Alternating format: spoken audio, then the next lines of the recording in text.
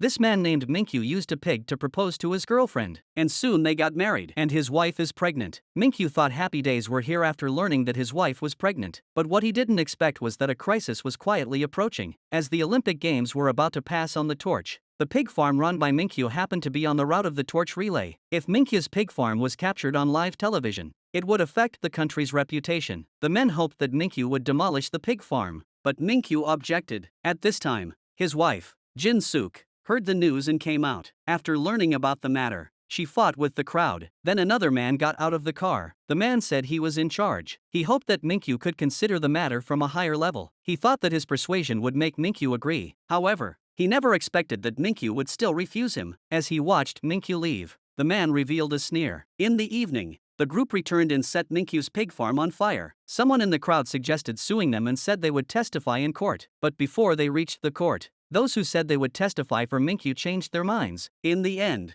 the man was acquitted due to insufficient evidence. Minkyu was not willing to accept this result. He found the villagers who had agreed to testify for him before and asked about the situation. The villagers told him that the group used various means to force them, and they had no choice but to change their statements. Minkyu recorded the villagers' words and handed them over to Prosecutor Park, and Minkyu also conducted an in-depth investigation, bringing up all the previous cases related to the man. In order to get Prosecutor Park to do his best, Minkyu even used the money he had originally planned to build a house for his son. Looking at the man in front of him, Prosecutor Park agreed. But after Minkyu left, Prosecutor Park called the other party. Soon, Minkyu was on his way home when a car blocked his path. When he approached, he realized it was the same group of people who had burned down his pig farm. Before long, Minkyu was dead at the hands of the men, and it was made to look like a suicide. When Jin-suk saw her husband again, he was a cold corpse. The next day, Prosecutor Park received a large sum of cash, but at this time, Jin-suk also came looking. She believed that Minkyu could not have committed suicide under any circumstances, so she hoped that Prosecutor Park could help her find the truth. After listening to Jin-suk's words, Prosecutor Park took Minkyu's wallet and brought it to her. A few months later, Jin-suk arrived in a new village with a group of pigs. When the villagers here saw someone bringing pigs, they even teamed up with a group of people to try to drive Jin-suk out. They thought that their sheer numbers would scare Jin-suk, but Jin-suk fought back strongly, saying that they kept dogs. During the argument,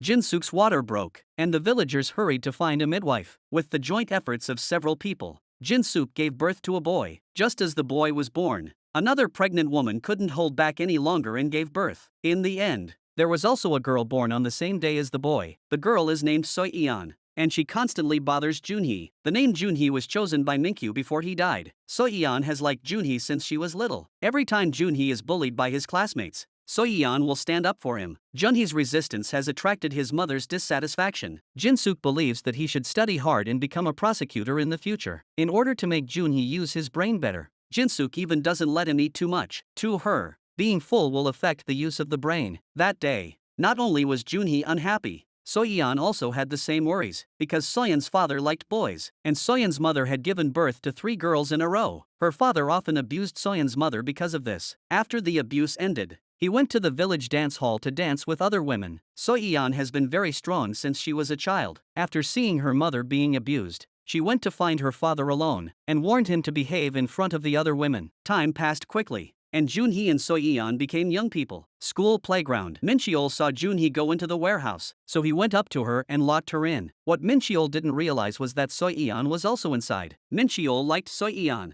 but Soyeon liked Junhee. That's why Mincheol often bullied Junhee. That night, Jin-suk made a big meal waiting for her son to come home, but she didn't see him until midnight. With no choice, Jin-suk had to go look for him. The adults' movements alerted Mincheol, and when Mincheol learned that he had locked Soyeon in as well, he ran like crazy to the warehouse. Just as everyone was heading here, Soyeon choked on something she ate. Seeing this, Junhee could only go up to help, but when the warehouse opened, everyone saw the scene. On the day of the college entrance exam, Jin-suk sent her son to the exam door with high expectations. However, when entering, Junhee saw Soyeon. It turns out that Soyeon came here to cheer for him. Seeing Soyeon's appearance, Junhee walked in with confidence. But the next second, there was a loud noise behind him. When he looked back, Junhee found that Soyeon had been in a car accident. Soon after, Soyeon woke up in the hospital. When she saw Junhee in front of her, she realized that Junhee had given up the college entrance exam for her. Meanwhile, Jin-suk was chatting with her dead husband at the cemetery. She had been waiting for a long time. Jin-suk has done everything she can to make her son a prosecutor. If Jin-suk knew at this time that her son did not take the college entrance exam, what would she do? Seeing Junhee give up the college entrance exam for her, So-yeon burst into tears. That night, Jin-suk immediately wanted to kick her son out of the house after learning that he had given up the college entrance exam. In Junhee's eyes, her mother is a downright bad mother. She taught him to become what he is today. His mother told him to become a powerful and capable person to help those who are disadvantaged and in trouble. In Junhee's opinion, this was not the case. His mother was just feeling aggrieved because he was being bullied because he had no power or influence. She wanted to use her righteous power to take control. After packing her things, Junhee left. Many years later, Junhee became a prosecutor as he wished. In court, he handled a case of a person who died after falling from a construction site. Since the person in question was working on the highest floor of the construction site and there was no safety measure or safety device that could have saved his life, the defendant, Dong Hyuk, who represented the subcontractor, should bear the responsibility for the accident. Junhee suggested that the judge sentence him to 3 years in prison. After the trial ended, Junhee met a woman with a child. The woman told Junhee that her husband was being framed. They had been constantly cutting corners since the start of construction,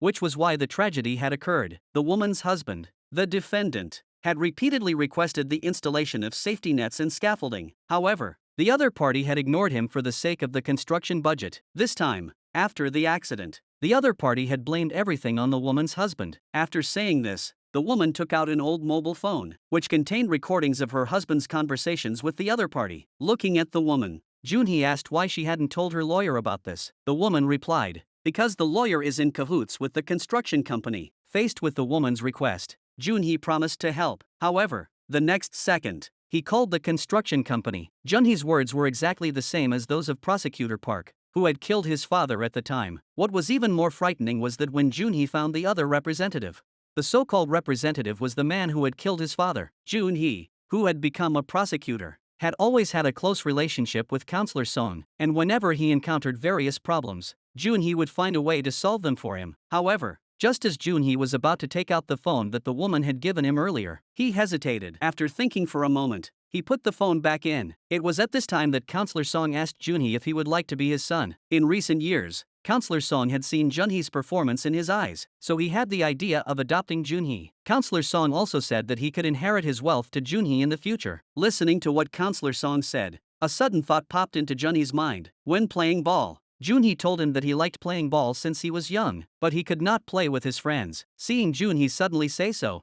Counselor Song asked why. Junhee then said it was to meet you. If I hadn't become a prosecutor, how would I have met you? In fact, I have always wanted to have a father like you. Back in the car, Junhee smiles at the memory. When he arrives at the prosecutor's office, he encounters an old man. The old man shouts that he hopes Junhee can avenge his wrongs, but Junhee remains indifferent. Seeing that he is unmoved, the old man says, "You are a heartless scum." In Junhee's heart, he blames his mother for his current state. Thinking about this, Junhee's phone rings. Seeing that it is his mother calling, he hangs up without a second thought. Since Junhee became a prosecutor, Jin-suk has never seen her son again. No matter how many times she calls Junhee, she always gets the answering machine. She knows that her son is busy and won't answer the phone, but she comforts herself by telling herself that her son is busy and won't answer the phone. Since she hasn't seen her son in years, Jin-suk decides to cook a nice meal and go to the city to visit Junhee. But while cooking, she twists her back. Jin-suk finds a neighbor to help her apply medicine. The village chief also rushed over after hearing that Jin-suk had been injured. While applying the medicine,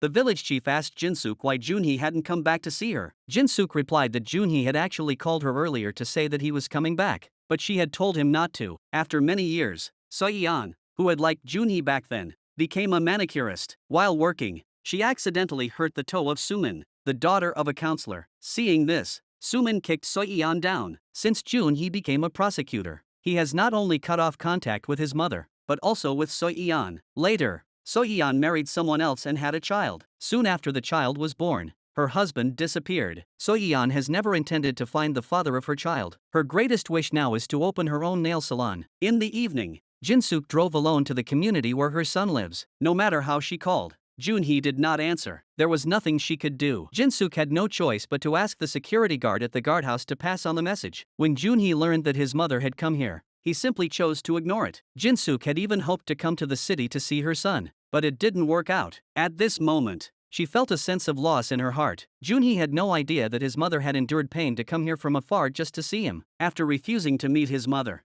Junhee saw Prosecutor Park, who had betrayed his father. On TV, Prosecutor Park had become a member of parliament and was planning to run for president. Thinking about this, Junhee had a plan in mind. He then found Prosecutor Park's daughter Sumin in a bar. Junhee took Sumin back to the prosecutor's office on the grounds of drug use. After some searching, he only found medication for panic attacks and tore up Sumin's bag. Sumin angrily slapped Junhee, but then she thought that she might leave a record here, so she begged Junhee not to tell anyone about her. Later, Junhee found Sumin again in front of Rap Park. He handed her an unadorned backpack and told her, "Your father is a very popular figure. Don't drag him down." From then on, the two became lovers, but when Sumin introduced Junhee to her father, Rap Park said to Junhee, "I always felt there was something off about you." Then he grabbed Junhee's clothes and warned them that they had to break up within a week. Facing Rap Park's attitude, Junhee could only use another method. Through secret investigation, Junhee discovered that Rap Park's assistant was pregnant with his child, and the certainty rate of the paternity report was 99%. Junhee told Counselor Song about this. Counselor Song also danced excitedly after learning about it. Since a few years ago,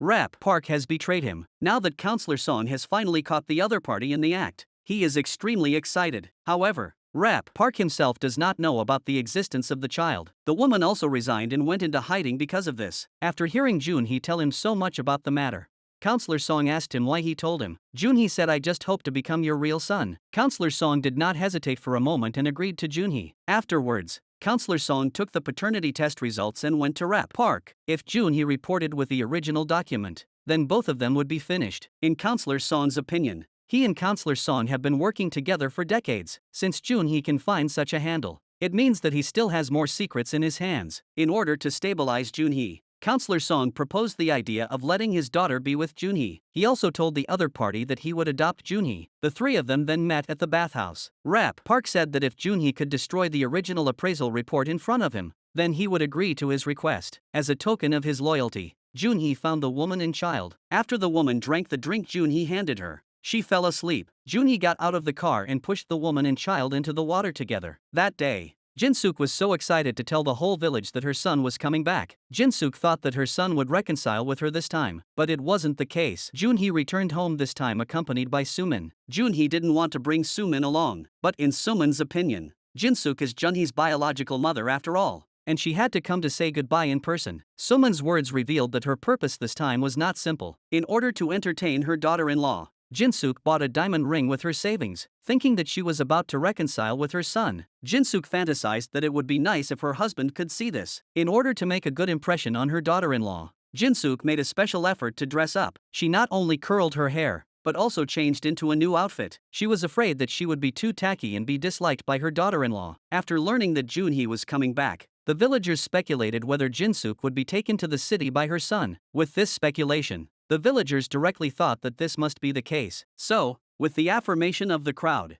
Jinsuk also thought that this might be the case. While they were talking, Junhee arrived in the village, but when they walked up to greet them warmly, Junhee showed a slight look of disgust. Sumin is even more speechless when she sees the price tag on Jinsuk's clothes. Junhee tells her mother that she has something to tell her. Her mother replies that they can talk about it after dinner. The villagers are also happy to see Junhee, but Junhee is disgusted by their behavior. She can't stand seeing them go on and on. Finally, Junhee can't take it anymore. Junhee's attitude embarrasses her mother. The villagers can't do anything about it either. Back at the house, her mother keeps trying to communicate with Junhee in a nice way, hoping that Junhee would change her attitude. But in fact, it was all wishful thinking on her part. Seeing her daughter-in-law so beautiful, she took out the diamond jewelry she had prepared in advance, but Sumin did not accept it. Junhee also sent her out. After confirming that Sumin had left, Junhee took out an agreement. Seeing that it was an adoption consent form, Jinsuk thought that Junhee wanted to adopt a child. At this time, Junhee said, "I have become the adopted child of Counselor Song. I hope you can agree to sign it." The villagers felt incredible when they heard this. Jinsuk said that money and power are good,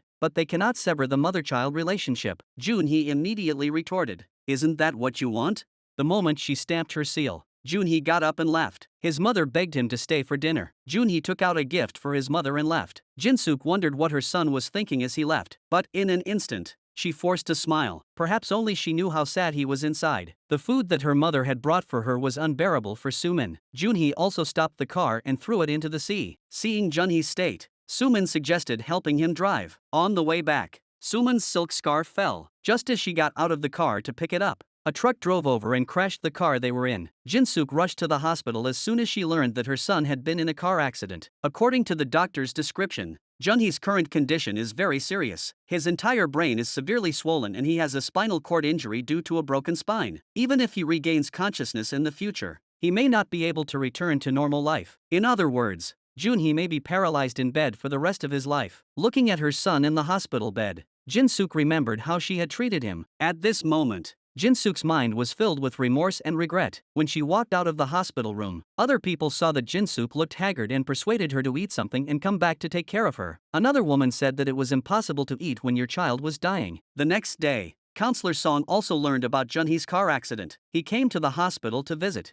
complaining about why Junhee had to go home in person. In his opinion, as a genius prosecutor, she could have just forged a document. Then Counselor Song asked his subordinate why the perpetrator had not been found yet. The subordinate said that according to his investigation, the large truck belonged to an illegal vehicle. When the car was found, there was no fingerprint information in the driver's cab at all. Counselor Song was shocked by his subordinate's report and realized that the accident was not an accident at all. What everyone didn't know was that the people responsible for the accident were Rep. Park and Sumin. Rep. Park came to the hospital and the first thing he said to his daughter was well done. It turned out that after leaving the village, Sumin had poisoned Junhee's water. Then she deliberately threw the scarf out of the car and left the car on the pretext of picking it up. After learning that Junhee was not dead, Sumin said to her father, "What should we do?" Meanwhile, the village head called to ask about Junhee's condition. Jin-suk just said that she had suffered minor injuries. As a mother, she didn't want the villagers to know Junhee's real condition. Perhaps she was afraid of others taking advantage of the situation, or for other reasons. The village head told the other villagers about Junhee's condition. Kyungsu's mother, on the other hand, believed that what happened to Junhee was all his own fault. A few days later, Junhee resumed breathing on her own and was transferred from the intensive care unit to the general ward. After Junhee's car accident, Sumin had not been in touch, which made Jin-suk feel strange. She tried to call the other party, but the mobile phone number had become invalid. However, Jin-suk did not think much about it at this time. On the other side, Soyeon's nail salon also opened successfully. It turned out that Kyungsu had been arrested for theft and was released from prison today. As soon as he got out of prison, he found Soyeon. After asking about her health, Kyungsu confessed his love in disguise. In addition, Kyungsu's mother only knew the date of her son's release from prison through the calendar. She and her husband went to the front of the police station and waited for a long time, but they didn't see Kyungsu at all. At this time, they asked the prison guard why, and the prison guard told them that Kyungsu had been released from prison a week ago. Hearing this, Kyungsu's mother broke down, because someone had previously told her to pay a bail to get her son out of prison, so she immediately paid 5 million won as instructed. Now she learned from the prison guard that she had been cheated. In the hospital, Jin-suk took good care of Junhee and spent every moment with him. After several months, Junhee finally woke up, but he had amnesia and his IQ had dropped to that of a 7-year-old child. When the mother heard this, she secretly transferred him home at night. She installed a hospital bed at home that could be raised and lowered, and placed photos documenting Junhee's past at the end of the bed. The mother hoped that these memories would awaken Junhee's memory, but no matter how hard she tried, Junhee did not respond, and even when his mother fed him, Junhee violently resisted. Later, when the neighbor delivered kimchi to Jin-suk, she discovered Junhee's true condition by accident. For Jin-suk, she had been an asshole before. Now she just hopes that Junhee can live a happy life. As the two neighbors learned about Junhee's condition, it spread all over the village. Kyungsu's mother was even gloating. She felt that Jin-suk had been arrogant because Junhee was a prosecutor. Hearing his wife say this, Jin-suk's father scolded her. But at that moment, Jin-suk didn't care if they knew about it or not. In the evening, Jin-suk promised her husband in the photo that she would not give up on her son. In the morning, Jin-suk started taking care of Junhee with confidence. During the day, while taking care of Junhee, she also found time to go to church and the Buddhist temple to pray. But no matter what method she used to cook, Junhee never ate a bite. Even if she force feeds him, Junhee will spit it out. In order to encourage Jin-suk, the village head and Kyungsu's father went to the bookstore and bought books on nerve treatment and freshly caught fish from the river. They all hope that Junhee will recover soon. The concern of the neighbors has broken Jin-suk's defenses, and because of their concern, Jin-suk is even more determined to let Junhee recover. She organized Junhee's childhood toys and hung them above Junhee's bed. As she talked, Jin-suk noticed that Junhee had suddenly fainted. No matter how she called out to him, Junhee didn't respond. Soon after, according to the doctor's examination, Junhee's condition was caused by sudden paralysis of the whole body, which was a sequela of a car accident. Moreover, He could only lie in bed unable to move, and it was easy for him to give up the will to survive due to the sense of loss. If there was no improvement for a long time, the doctor suggested that Jin-suk consider admitting him to a nursing home. Jin-suk felt puzzled by the doctor's words. What Jin-suk didn't know was that the reason Junhee, who had the intelligence of a 7-year-old, wanted to die was because of her. When Junhee was young, Jin-suk never let him eat enough to keep him studying hard, and even when Junhee's grades dropped, she wouldn't even give him food. So even though Junhee's intelligence had become that of a 7-year-old, deep in his memory, he was afraid to take even one more bite of food. Jin-suk finally realized her own wrong way of teaching, and Junhee finally opened his mouth and took his first bite of food. In the evening, Junhee was watching TV. Jin-suk told Junhee that she hoped that one day he could also recover his health like the people on TV. While they were talking, Jin-suk saw that Junhee kept staring at the toy, so she took it down. At that time, the hospital called and told Jin-suk that the beds in the nursing center were temporarily full and admission was not possible. And just as Jin-suk was leaving, Junhee looked at the toy in front of him and tried to reach out his hands. When Jin-suk walked in after the phone call,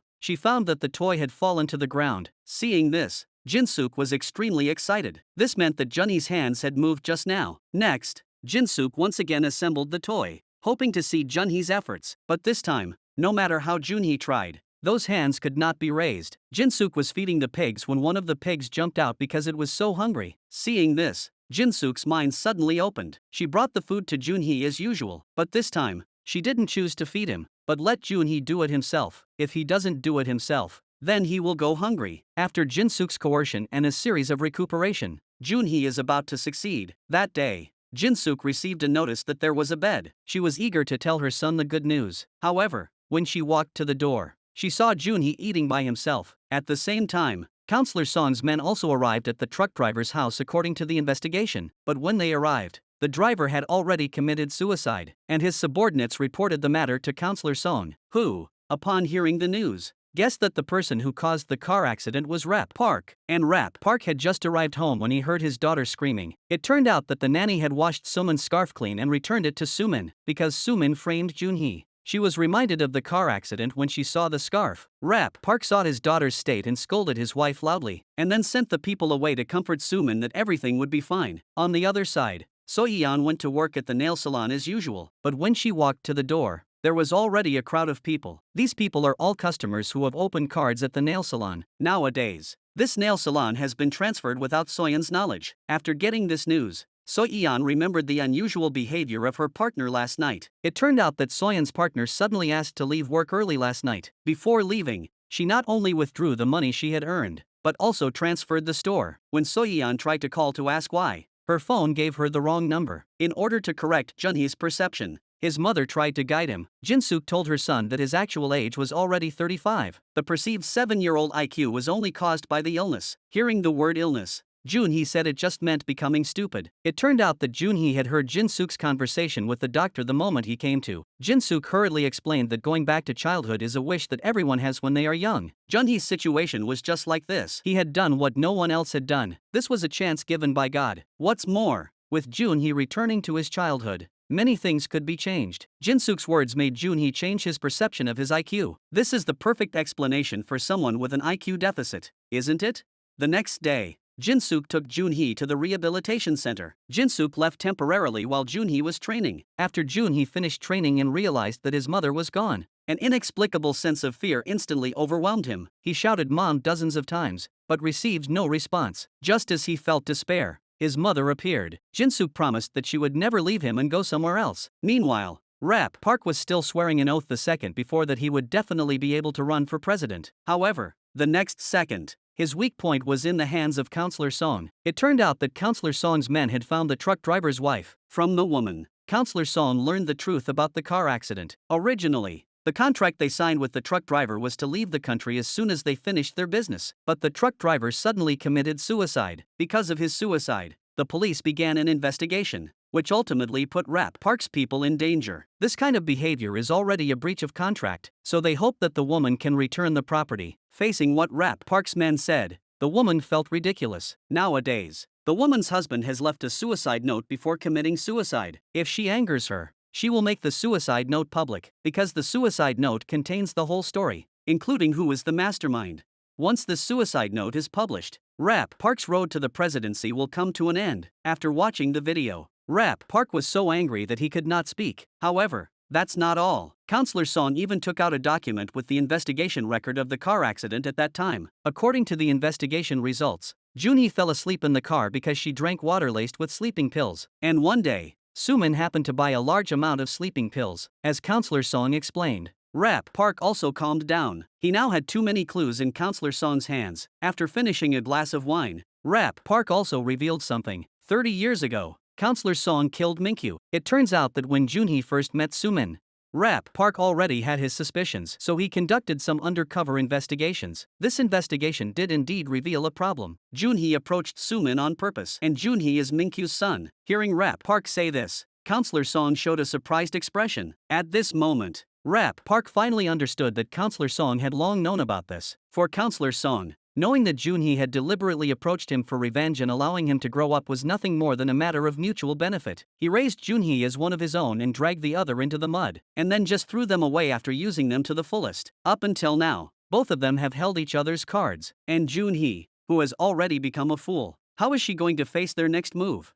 Having been cheated by her partner, Soyeon found the cheater's mother. According to her mother, her daughter met a young boy somewhere, and not only gave him all her money, but also borrowed high-interest loans to pay off his gambling debts. Now the family's house and fishing boat have been taken as collateral, and she has gone into hiding in the country. After hearing the old woman's words, Soyeon knew she would never get her money back. Thinking about all the hard work over the years going down the drain, Soyeon hugged the old woman and cried. Afterwards, Soyeon sat alone by the sea and read the various collection messages. She picked up the passbook that she had saved for her children's future. Seeing this, Soyeon cried. She really didn't want to use the money saved for her children, and it was at this moment that Soyeon remembered the past. When she was a student, Soyeon met Junhee, who was working part-time at a restaurant. The slap Soyeon gave was because Junhee had left without saying goodbye. After communicating, the two opened up their hearts. Soyeon said she didn't dare go to Seoul to look for Junhee because she had already caused Junhee to miss an entrance exam, so she didn't want to burden Junhee anymore. And Junhee had actually been waiting for Soyeon's call but it didn't come, so they broke off contact. Soyeon asked Junhee why he came to work here. Junhee said he was doing it to survive. In Junhee's heart, he would rather starve to death than contact his mother. After all,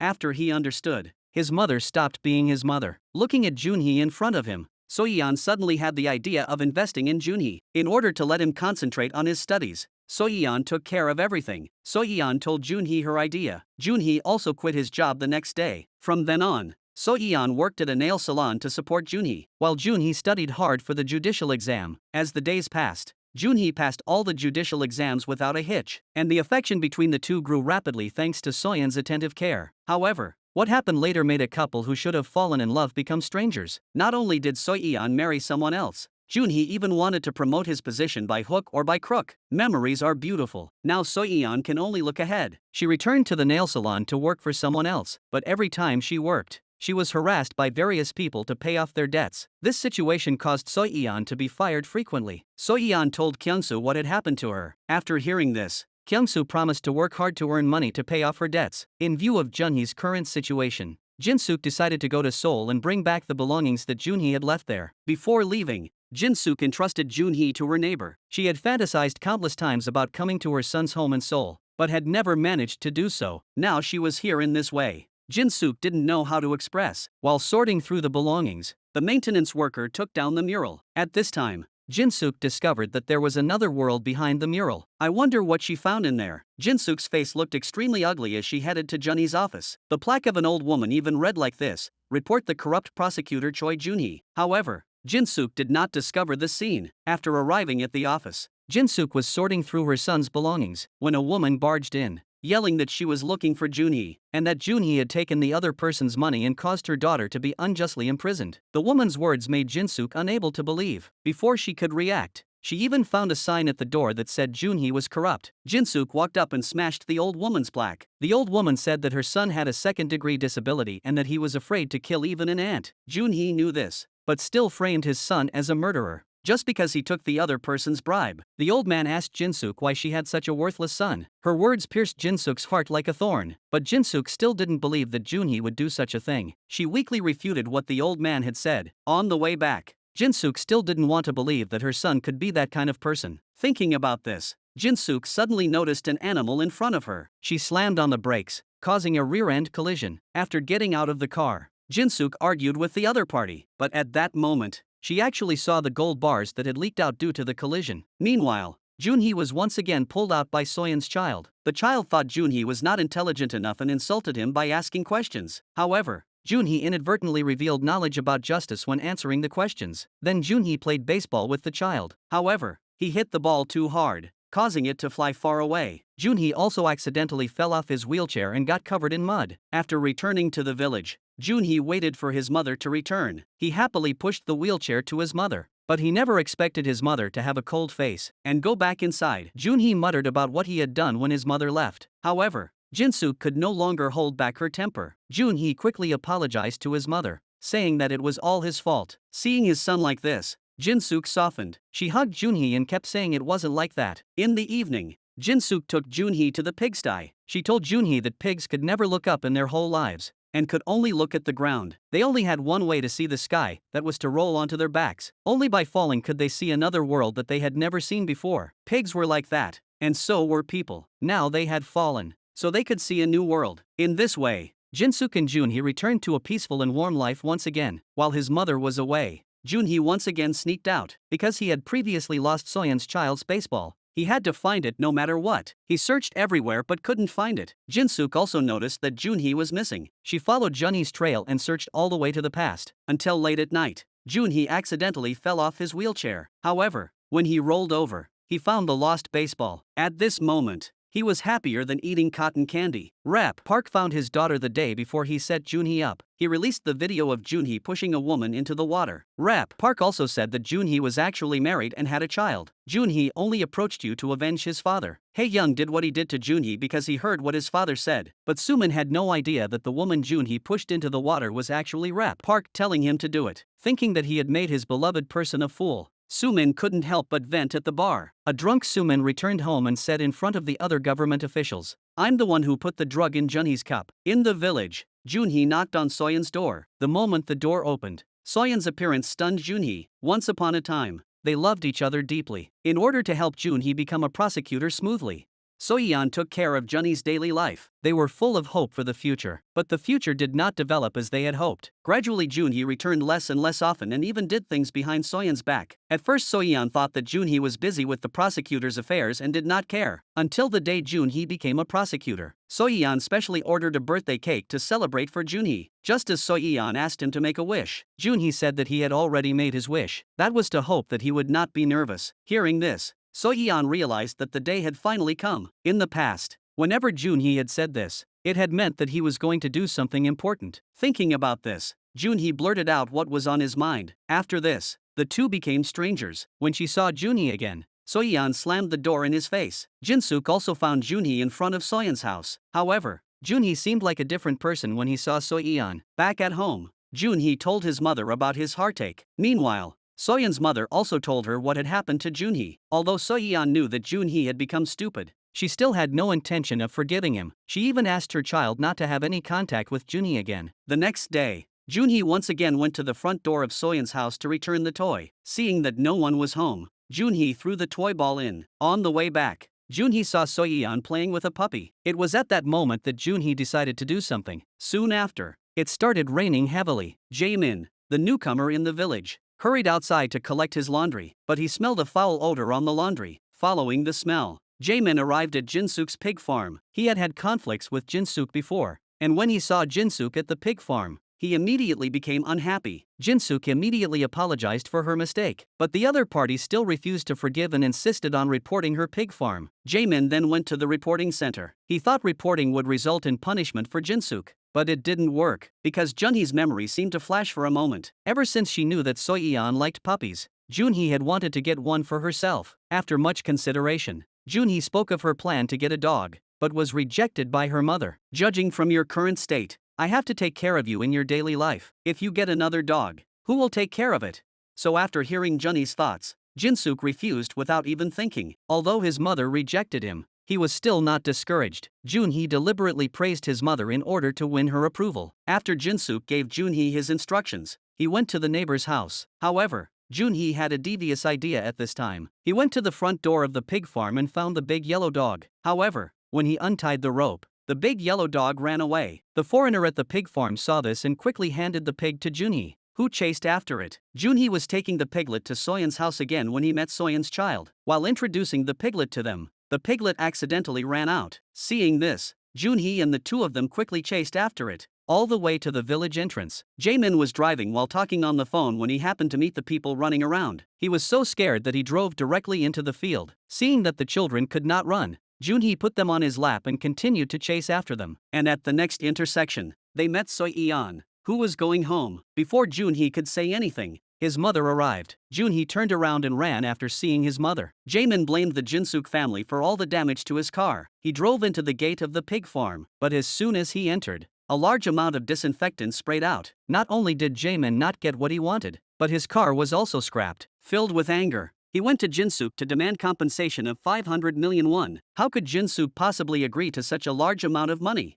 Jinsuk started to fight back with words. Jaemin was so angry at what he was saying that he wanted to fight. Seeing his mother being bullied, Junhee rushed up. Soon after, the three of them went to the police station. Since they were all from the same village and the police knew Jinsuk's character, the police hoped that they could reconcile. Hearing the word reconciliation, Jaemin became angry directly. Her own son was called a fool. Jinsuk stood up for the first time and fought back. At the same time, because of Suman's meddling, her father planned to put her under house arrest. At the same time, her father also warned her that whoever gets in the way of her upward mobility will pay a heavy price. In order to stabilize her career, Park is even more determined to eliminate the destabilizing factors. Counselor Song knows that Park will definitely betray him in order to run for president. He immediately sent two of his men to Junhee's house to find a document that could control Park, but they searched for a long time and never found it. Just then, Junhee's voice came to their ears. In a hurry, the two of them hid in the closet. When Junhee returned home, he was annoyed to see the mess in the house. He thought it was the pig that made the mess after all. Pig dung was everywhere. In order to prevent his mother from scolding him,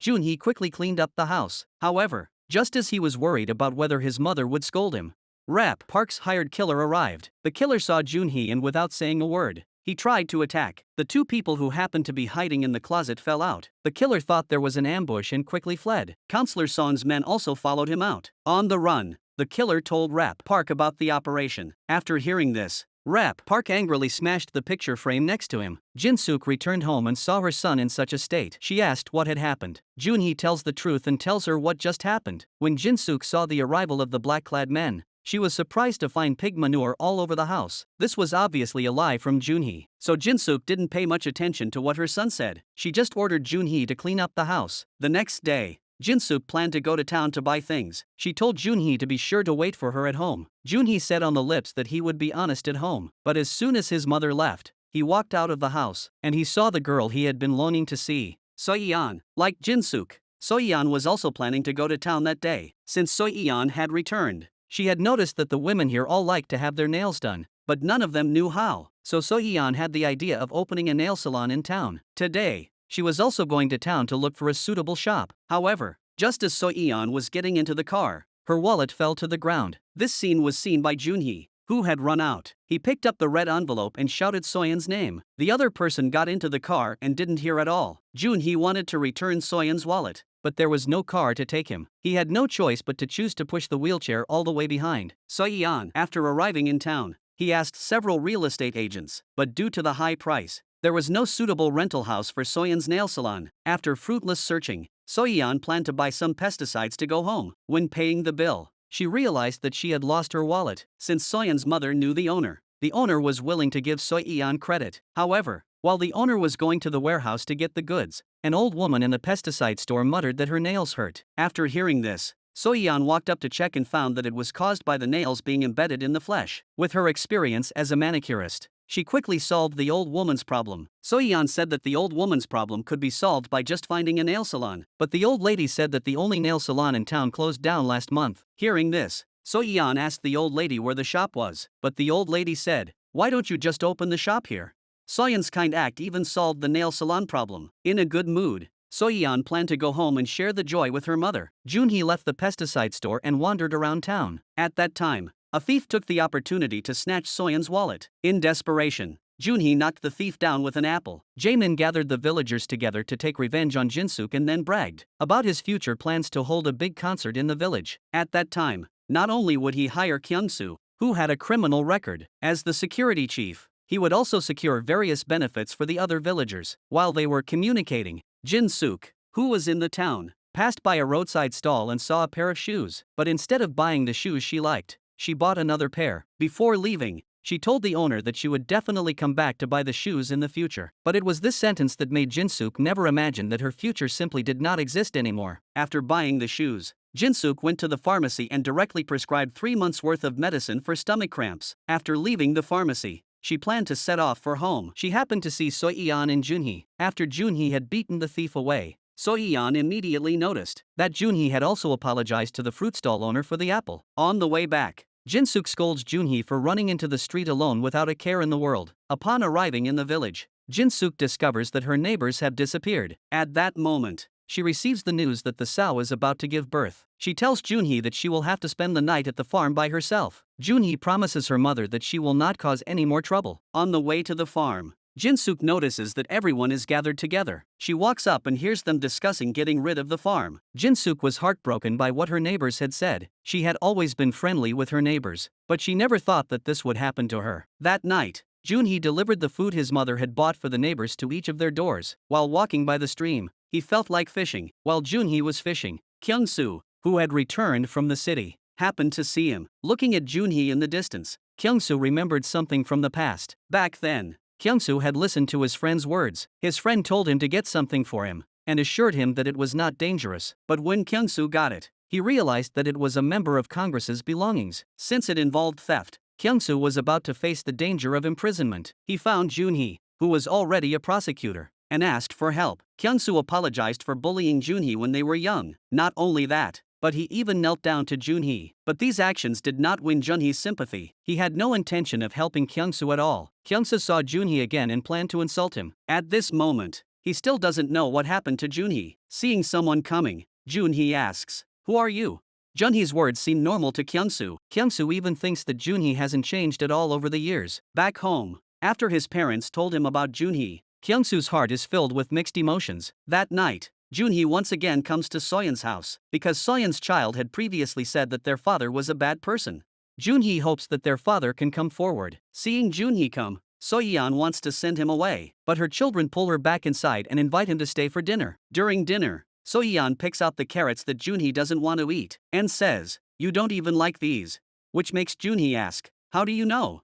Junhee's words remind Soyeon of the past, but she doesn't show it and just tells Junhee to finish eating and leave as soon as possible. Next, Junhee says he wants to meet the children's father. Hearing this, Soyeon got up and tried to get rid of Junhee. Unexpectedly, Junhee said, "You also feel in your heart that I was a bad person before?" At the same time, the villagers who had been bewitched by Jaemin during the day also came to their senses. Although during the day they wanted to get rid of Jin-suk's farm for the sake of their own interests, at night they thought of Jin-suk's hardships and suffering in recent years, combined with Jin-suk's sincerity towards them. Thinking about this, they regretted it. So early the next morning they each called Jaemin, and used various excuses to overturn their previous decision. Then that night, Counselor Song's men infiltrated the village again. They had not found any useful documents at Junhee's house, so they set their sights on the farm. They thought no one would be there, but they ran into Jin-suk, who was delivering a piglet. Fortunately, the young man was quick-witted and said they were from the neighboring farm and had come to collect some manure for fertilizer. However, while they were talking, Jin-suk suddenly fainted. Accompanying Jin-suk's fainting, Junhee, who was sleeping, seemed to sense something. He pushed the wheelchair to the piglet and silently stared at it. Meanwhile, Soyeon, who had not slept all night, was full of thoughts about the words Junhee had said before. These words made Soyeon toss and turn and unable to sleep. The next day, Jin-suk woke up in the hospital. She was alone and met with the doctor. The doctor asked Jin-suk if she had any family. Jin-suk replied that she didn't. Jin-suk seemed to have realized something at this moment. She pretended to be calm and said that no matter what the result, she could accept it. Seeing that she was so persistent, the doctor told her the truth. It turned out that Jin-suk had advanced stomach cancer and the cancer cells had already begun to spread. When she heard the doctor say this, Jin-suk thought she had heard it wrong. She explained that she just had indigestion. Every time she took medicine or had her finger pricked to release her blood, she would immediately feel better. Although she pretended to be tough, Jin-suk couldn't hold back any longer as she spoke. She fell to her knees and begged the doctor to save her. Jin-suk walked out of the doctor's room in a daze. At that moment, Junhee also rushed over in a wheelchair. He was so excited that he accidentally fell to the ground. Jin-suk saw this and wanted to help him up. However, The next second, she seemed to think about her own illness, so Jin-suk told Junhee to get up by himself and then left the hospital. Since being diagnosed with terminal cancer at the hospital, Jin-suk's inner world seems to have collapsed by half. She can no longer take interest in anything, gazing blankly at the piglets that need to be taken care of, breaking a bowl while serving food. These events mirror the changes in Jin-suk's inner world. In order to prevent Junhee from being left unattended if she suddenly dies one day, Jin-suk wrote down all the things that need to be paid attention to in her daily life in a notebook. But as she wrote, Jin-suk could no longer continue. She looked up at her dead husband. I can't leave my child. Junhee, as a son, could see the recent changes in his mother. His formerly talkative mother had become taciturn. Thinking about this, Junhee was depressed and lost in thought. At this time, Jin-suk came over and pushed Junhee to the town. After arriving in the town, Jin-suk planned to pick a pair of shoes for her son. While she was picking, Junhee saw a puppy passing by. He thought it was a puppy kept by the village chief's family, so he followed it. As he followed, Junhee realized that he had made a mistake. Just as he was about to leave, he was stopped by 3 students. Seeing that Junhee was a retard, they asked Junhee to buy cigarettes for them. Although Junhee was retarded, he also knew that minors were not allowed to smoke. He was going to return the money they handed him, but they told Junhee that they had clearly given him 50,000 won. The shameless behavior of the children was in Junhee's eyes. Junhee planned to call his mother to complain, but he was blocked by the 3 of them. However, Jin-suk also noticed that Junhee had disappeared. When she arrived, she saw Junhee being bullied. In order to prevent her son from being bullied again, Jin-suk taught Junhee how to fight back. This was the first time Jin-suk had taught her son to swear since she became a mother. Then she brought out the notebook she had prepared for Junhee. The notebook not only contained words of advice for Junhee, but also the deed to the house and the money Jin-suk had saved for his wedding in recent years. Then Jin-suk took Junhee to the farm. Before that, Jin-suk had already finished handing over everything about the farm. She hoped that Junhee could take over the farm independently after she left. Jin-suk personally taught him how to keep the farm in order. She thought she had a lot of time to spend with Junhee, but fate didn't seem to be fair to her. The next morning, Jin-suk was in the kitchen when she suddenly felt unwell in her stomach. Then she vomited a mouthful of blood. Coincidentally, Junhee walked over. Jin-suk quickly wiped the kitchen and covered her mouth to hold back her communication with Junhee. In fact, even more unfortunate things were just beginning. On the way to the farm, Jin-suk saw banners hanging on the roadside, which made the farm disappear. She angrily took a hoe to break the banners, and then asked her colleague to take care of Junhee. Jin-suk alone found the man with glasses and shouted at him why he did this. However, even worse news came. There was a foot and mouth disease outbreak at the neighboring farm. According to local law, all pigs and cows within a 3-kilometer radius of the farm would be killed, whether they were sick or not, and Jin-suk's farm happened to be within this range. Now not only did she lose her pigs, but her farm would also have to be closed. After hearing the news, the villagers all felt sorry for Jin-suk. Junhee tried desperately to stop the news, but it was useless. Seeing the pigs she had raised for so many years being disposed of, Jin-suk thought of her husband's death and her son's car accident. She sat on the ground and cried desperately. The mother and son stayed until evening. Junhee persuaded her mother to go home. In the small town, Soyeon's nail salon opened successfully in the pesticide store. The foot and mouth disease spread throughout the streets and alleys. Naturally, the news of Jin-suk's family farm reached Soyeon's ears. At first, Soyeon didn't think much of the news when she heard it. However, she heard that Jin-suk's mother had bought pesticides. Nowadays, the pigs on the farm are buried under the potatoes. So what is the purpose of buying pesticides? Perhaps she sensed something was wrong. Soyeon put down her work and hurried home. Meanwhile, Jin-suk took the pesticides and pushed Junhee to her dead husband's grave. Jin-suk had planned to bring Junhee here when she could stand on her own in the future, but she was running out of time. In front of her husband's grave, Jin-suk tells Junhee why she didn't let her go far away when she was little. Because Jin-suk's mother, father and husband all never returned after going far away, so she is very scared. She is scared of being alone. After saying this, Jin-suk picks up the medicine she bought and tries to open it, but after a few twists, she fails. Junhee takes the medicine and says, I'll help you open it, but after we drink this, let's go down the mountain for dinner, okay? Junhee's words made Jin-suk change her mind for the time being. When Soyeon saw the two of them, she angrily took the medicine from Jin-suk's hands. Soyeon told Junhee to let him and Kyung-soo accompany his son to the bathhouse, because last night, Soyeon's son yelled and said he didn't want to go to the women's bathhouse. He hoped his father could take him to the men's bathhouse once. The next day, while dressing after taking a bath, Junhee saw Rap Park on TV. At this moment, Junhee seemed to recall something. While Junhee was taking a bath, Jin-suk found a lawyer. She handed over her inheritance to the other party. She instructed that once Junhee recovered, he would inherit the inheritance. Then Jin-suk took Junhee to the sanatorium. Here, Jin-suk went through the sanatorium procedures for him and instructed Junhee, you will be treated here by yourself. Mom has a lot to do now. As long as you can stand up and walk when the time comes, Mom will come back. Junhee seems to realize something is wrong. He promises his mother that he will never do anything bad again. He hopes that his mother will not leave him. Jin-suk leaves the nursing home in tears. She goes home and climbs onto a stool, ready to leave this world. Meanwhile, Junhee in the nursing home seems to sense something. He sneaks out and rushes home. When he arrives at the doorstep, he sees an incredible sight. Junhee embraces his mother and lifts her up in his arms. Perhaps it was a burst of potential. Junhee's legs, which had been paralyzed since the car accident, stood up. Seeing Junhee standing up, Jin-suk excitedly hugged him, but Junhee's face was expressionless. Seeing the appearance of his son, Jin-suk wanted to explain, but Junhee pushed the wheelchair and ran out. The heavy rain drenched his body. For someone with an IQ of only 7, he simply could not understand why his mother would abandon him. In the heavy rain, Junhee saw So-yeon. At this moment, Junhee cried without restraint. So-yeon took Junhee to the pavilion to take shelter from the rain and also treated Junhee's injured finger. Junhee asked So-yeon why his mother had abandoned him. So-yeon replied, your mother will never abandon you. If she ever did, she must have had a reason. So-yeon's answer surprised Junhee, but Junhee had no idea that So-yeon had also been abandoned and the person who abandoned her was right in front of her. She also wanted to know why Junhee had done that in the first place. While the two were talking,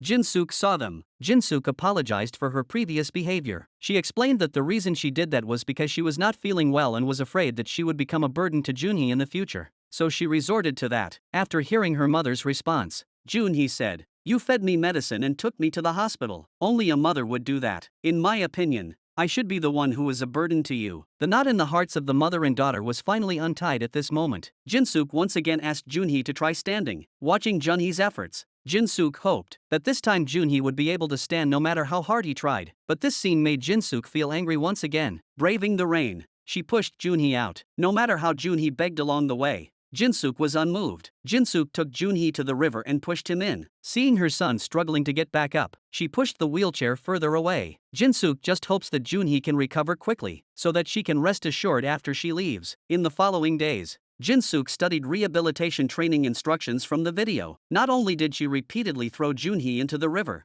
she also took Junhee to the rehabilitation center for training. With Jin-suk's persistence and hard work, Junhee slowly stood up. On the other side, the villagers were feeling remorseful for their previous intention to get rid of Jin-suk's farm. Now that this had happened, they were afraid to face Jin-suk again. But in order to maintain harmony in the village, the villagers decided to apologize to Jin-suk. After discussion, they decided to give Junhee an electric wheelchair, which they felt was the most needed item at the moment. At the same time, So-yeon, who was working in the town, received a call from her daughter, who said that her father had returned. Upon hearing this, So-yeon put down her work and hurried back. So-yeon's child's father finally appeared. So-yeon had never been to the United States. The photo the two took in the United States was actually taken in the country. She said it was America to trick her child. So she said it was like that. The man who claimed to be the child's father came to find So-yeon to collect a debt. He threatened So-yeon that if she couldn't pay him back this month, he would tell the villagers her secret. After the man left, So-yeon told her daughter that her father had gone to America again. Hearing her mother lie to her, she shouted that she was a liar. Then her daughter cried and left home. The son even said that his classmates always teased him for not having a father. So-yeon and her mother-in-law went to find the child and happened to meet the villagers who were about to deliver the wheelchair to Jin-suk's house. The group first went to Jin-suk's house to apologize. Then the village chief asked where Junhee was. It seemed that they planned to surprise Junhee when he came out. But when they saw Junhee, they were shocked. Seeing Junhee standing up, the villagers planned to get together and celebrate. Junhee went to find So-yeon alone and said, my mother didn't abandon me, so I don't think that person has abandoned you either. His words hinted that he hadn't left in the first place. It seems that there is a special hidden reason why Junhee had to leave So-yeon. In combination with the previous scene where their so-called father saw Junhee holding up the children, perhaps Junhee is the children's real father. Because Jaemin also moved here, Jin-suk packed a separate meal and found him. She told him about her illness, hoping that Jaemin would let her go. Meanwhile, Counselor Song's men sat down to dinner with Kyung-soo. Since they had failed to find crucial information for the first time,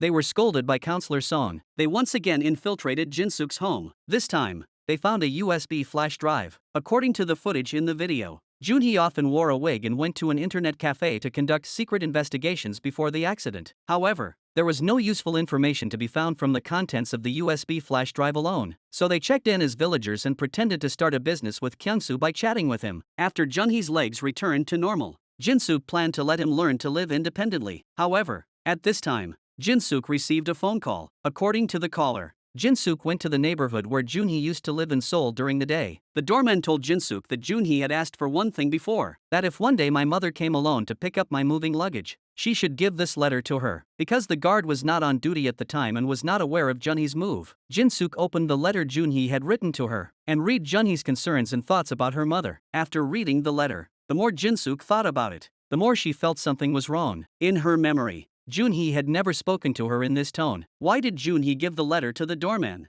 Why did he know that she would come to get the moving luggage?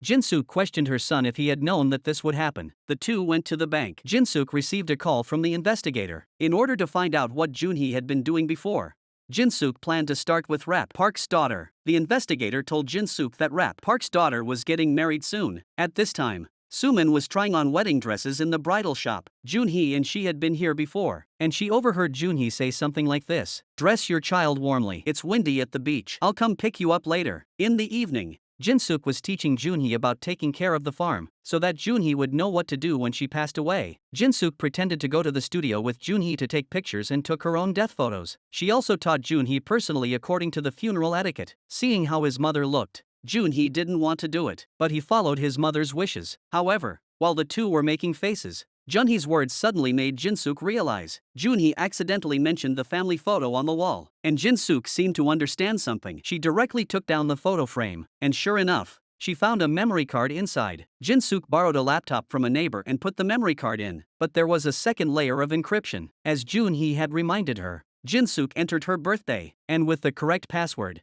the folder was successfully opened, which contained all the diaries Junhee had written since starting school. March 3, 2008. This was Junhee's first day at Seoul University, and he remembered the words his mother had once said to him: "Why did your father die so unjustly?" It was these words that had made Junhee determined to seek revenge. He hated those who were powerful and could control everything. Over an academic report card, Junhee got into a fight with a classmate whose parents had tampered with the grades. The two of them ended up in the police station. Jin-suk was afraid that Junhee would ruin the rest of his life, and even knelt down to beg for forgiveness. When Junhee saw his mother do this, he was also disappointed. But at that time, Jin-suk just hoped that Junhee could compromise. Although Junhee was very disappointed, he still followed his mother's advice and apologized to the other party. Before he became a prosecutor, he went to the prosecutor's office with proof of his relationship with his father, hoping to view his father's trial records and verdict at the time. Due to the sensitivity of the case, Junhee could only view the trial transcript at the time. As for the verdict and trial records, only the prosecutor in charge of the case at the time had the right to decide whether to release them, and this prosecutor was Rap Park. Junhee learned from the verdict that the defendant and prosecutor at the time were Counselor Song and Rap Park. Afterwards,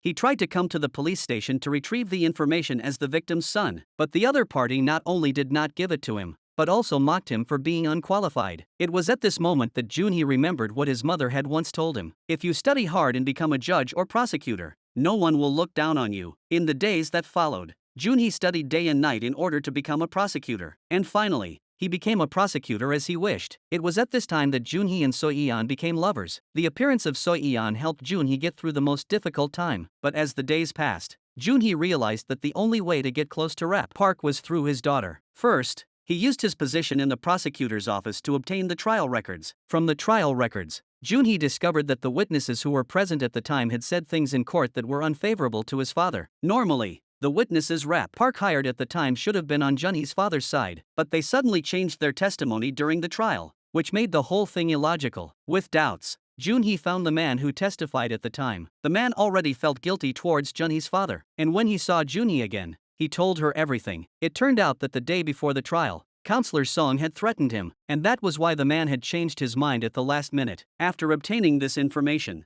Junhee was reviewing the entire case. Just then, So-yeon walked in. This was the reason why Junhee hurriedly closed the computer when So-yeon entered. Because he didn't want So-yeon to know what he was doing, he was afraid that So-yeon would be in danger. After becoming a prosecutor, Junhee once again found the police officer who had mocked him before. This time, Junhee got the investigation records of his father as he wished. According to the logs and photos recorded in the documents, Junhee found that his father's death was not a suicide. He found the detective in charge of the case at the time and asked about his doubts about the case. According to the photos, the strangulation marks were too smooth and flat. If a person really wants to hang himself, he will instinctively struggle violently before he dies, so there should be multiple marks on the neck. So this was basically killing someone before committing suicide and then faking it as a suicide. Junhee's thoughts on this had actually been thought of by Jin-suk long ago, but at that time, the people at the police station did not recognize it either. After hearing Junhee's words, the detective did not think so, but what Junhee said next made him panic. I heard that you are going to retire in a month. If you don't want to be removed from office, you'd better behave. After leaving the police station, Junhee excitedly flipped through page after page of information, because the detective had just revealed the truth. The person who gave those orders was not Counselor Song, but Rap Park. After that, Junhee broke up with So-eon, although he was reluctant. He had no choice. In order to get close to Soo-min, Junhee appeared in various places where she often appeared. It was Junhee who reported the drug tip that time. Every time he faced Soo-min, Junhee always had a smile on his face, but when he turned his head, he had a different expression. In a previous case that Junhee had accepted, he had actually discovered the murderer through the remaining surveillance footage to be Counselor Song's grandson. But in order to get close to Counselor Song, he found his boss and took over the case. Then he went to the prison and found the man who had been wronged at the time. He told the man everything he was going to do next. Junhee also told the man to live until then. Then it was the same as the previous plot. Junhee deliberately distorted the facts during the trial and sent the man to prison. And he successfully contacted Counselor Song through his boss. Do you remember the first time Junhee met Rap Park? Junhee thought that if he got together with Soo-min, he would be able to gain Rap Park's trust, but Rap Park felt sick just by looking at Junhee. This situation made Junhee angry and frustrated, and it also made everything he had done go down the drain. So Junhee came up with another plan. He found out about the grudge between Counselor Song and Rap Park through his boss. Then through his own investigation, he discovered the woman who was having an affair with Rap Park at the time. He told Rap Park about his campaign for president, and then said that Rap Park could not allow someone who could threaten him to exist, for the safety of the woman. Junhee said he could guarantee it, so he got the DNA of the woman and her child. Then he obtained Rap Park's DNA. After getting the results, Junhee then found Counselor Song and Rap Park and said that he would get rid of the woman. And that night, Junhee told the woman to pretend to faint. Before reaching the destination, he stopped the car and let the woman take the boat to leave. After that, he pretended that the woman was in the car and pushed the car into the sea, and took a video. After Junhee had done all this, he understood that his own disaster was coming. When Jin-suk came to Seoul to find Junhee,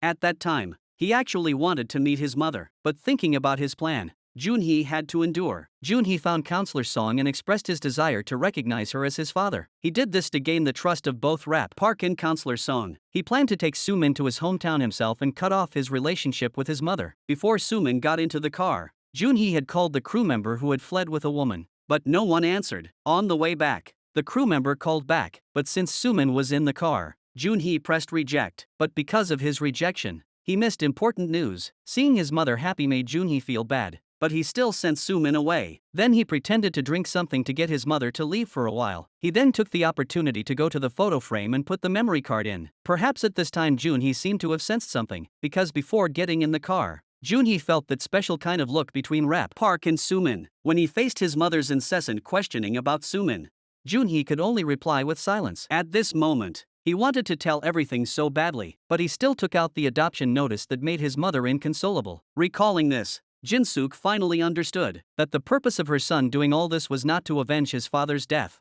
but for her, his mother. When Junhee was young, he knew how difficult it was for his mother, and he saw with his own eyes what his mother had become for the sake of the family. He also knew that after he left, his mother secretly glued back the torn pieces of paper. Jin-suk finally knew what had happened. At this moment, she no longer wanted her son to take revenge. She just hoped that Junhee could live the rest of his life peacefully. Perhaps Junhee's current appearance, in her opinion, was all her fault as a mother. Jin-suk ran like crazy to the warehouse and took out all the information Junhee had collected. Then she drove Junhee to an open space. Despite Junhee's objections, her mother planned to destroy it all, but Junhee stopped her. Jin-suk shouted that these things would be dangerous in the future, and if you are not careful, you may end up like your father. Just before the burning, Junhee picked up his prosecutor's badge, and Jin-suk still destroyed all the documents. On the other side, a man who planned to go fishing found a woman's skull and a backpack floating next to it. This backpack belonged to the woman Junhee asked the crew to send away. Combined with the previous call from the crew when they set off, you might want to guess what kind of foreshadowing this is. Not long after the incineration of the data, several men in black arrived and went up to Junhee, punching and kicking him. At this time,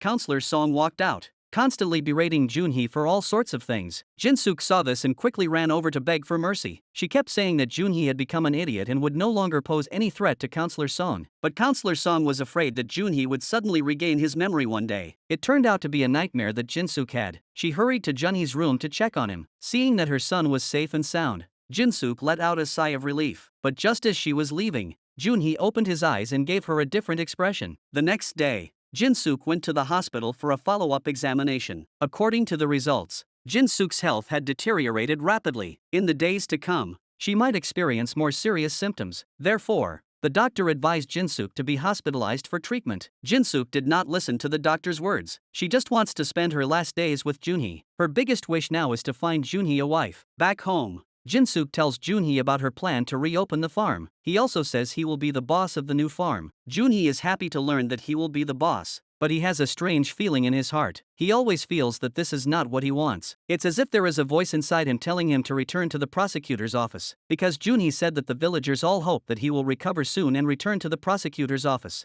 Jin-suk, in order to prevent Junhee from getting into danger again, went to the village chief's house and told everyone in front of them that Junhee would no longer be a prosecutor. Then she asked the village chief to help Junhee find a match. Everyone froze up when they heard this news. As requested by Jin-suk, the village chief arranged a blind date for Junhee. Before the meeting, the neighbors came to Junhee's house to dress him up. After a while, the well-groomed Junhee walked out. It was thought that the girl would fall in love with Junhee at first sight when they met on the blind date. However, Junhee's performance during the blind date left many girls shocked. Jin-suk was devastated by her son's repeated blind date failures. However, she was not about to give up. On the way home, Junhee said he wanted to visit Soyeon's shop. After getting his mother's permission, Junhee hurried over. Just as Junhee arrived, Soyeon was being hassled by a lecherous old man. The old man kept ogling Soyeon's breasts with his eyes, and kept saying some ambiguous things. He even tried to grope Soyeon's breasts. Soyeon couldn't stand it anymore and fought back. Just as the old man was about to teach Soyeon a lesson in anger, Junhee arrived in time. Seeing Junhee interfere, the old man walked up and tried to grope Junhee. At this time,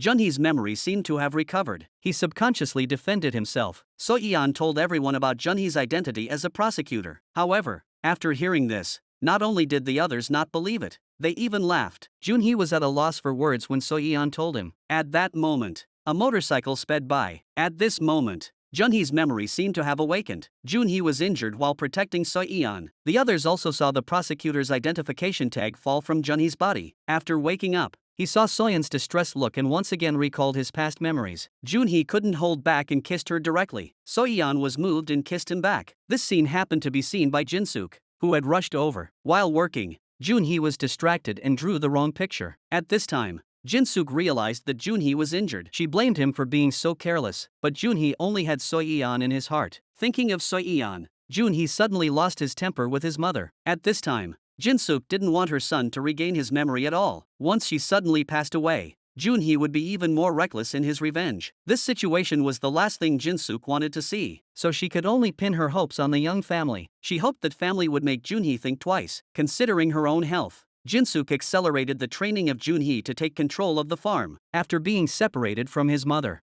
Junhee was alone, staring at the prosecutor's ID card. At that time, Kyungsu found him with a few bottles of wine. Although Junhee didn't like to drink, he couldn't resist Kyungsu's persuasion. After the two got drunk, Kyungsu began to persuade Junhee to pay back his debt. He said he could help Junhee regain his memory, but in exchange Junhee needed to give him his ring. Hearing Kyungsu's request, Junhee refused, because the jewelry his mother gave him was for his future wife. Kyungsu got the jewelry with the concept of a friend being equal to a wife. And at this time, Jin-suk went to the town again and communicated with a returned overseas girl. She even feared the previous situation and specifically mentioned Junhee's problems and prepared a video. After watching the video, the girl expressed her willingness, but just as everyone was immersed in joy, at the police station they discovered the body that had been in the river earlier, and after genetic identification they confirmed that the deceased was a 36-year-old woman named Soo-hyun. When the body was discovered, the police also found a passport in her bag, but what was strange was that the passport was fake, and in the woman's backpack there were also US dollars worth 30 million won. Normally speaking,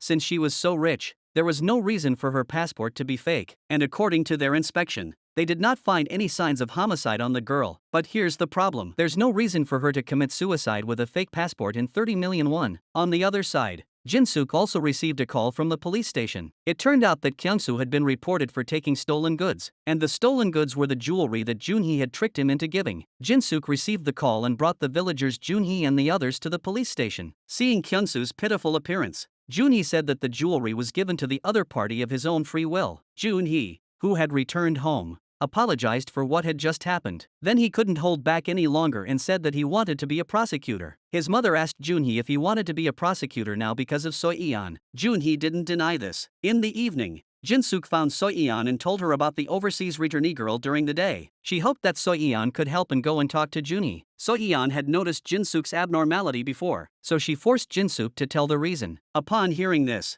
Seo-yeon felt as if she had lost her soul. When she returned home, Seo-yeon remembered the scene when she and Joon-hee had parted ways, on the day Joon-hee broke up with Seo-yeon.